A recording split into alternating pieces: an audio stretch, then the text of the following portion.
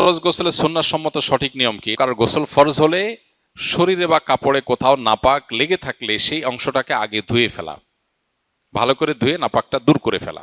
লুঙ্গিতে কাপড়ে কোথাও থাকলে যে জায়গায় লেগেছে সে জায়গাটাকে ভালো করে ধুয়ে ওই জায়গাটাকে আলাদা করে আগে আলতো করে ধুয়ে ফেলা, কাপড়ে লাগলে কাপড়কে। এরপরে দ্বিতীয় যে কাজ হবে সেটি হলো উত্তম রূপে অজু করা।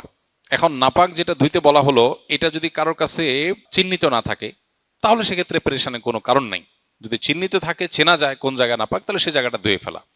আর যদি হারিয়ে যায়, মিশে যায় অন্য সাধারণ জায়গার সাথে, কাপড়ের সাথে, তাহলে তো কিছু করার নেই। এক্ষেত্রে দ্বিতীয় কাজ হবে হলো অজু করা, উত্তম রূপে অজু করা। অজুর ক্ষেত্রে 2 হাতের কবজি 3 বার ধুয়ে 3 বার কুলি করে নাকে পানি দিয়ে, কুলিতে গড়গড়া করে কুলি করা, এটা ফরজ গোসলের সাথে সংশ্লিষ্ট গুরুত্বপূর্ণ একটা বিষয়। নবী করিম সাল্লাল্লাহু আলাইহি ওয়াসাল্লাম বলেছেন, ওয়াবালিগ ফিল ইস্তিনশাক ইল্লা আন তাকুনা সাইমা। তুমি যখন গোসল করবে ফরজ গোসল, তখন তুমি ভালো করে গড়গড়া করে কুলি করবে। নাকে পানি দেওয়াটা ভালো করে নাকে পানি দিতে হবে। কিন্তু যদি রোজাদার হয় তাহলে খুব বেশি গড়গড়া করে কুলি করতে গেলে পানি ভেতরে যেতে পারে, সেজন্য রোজাদারের জন্য এটা নাই।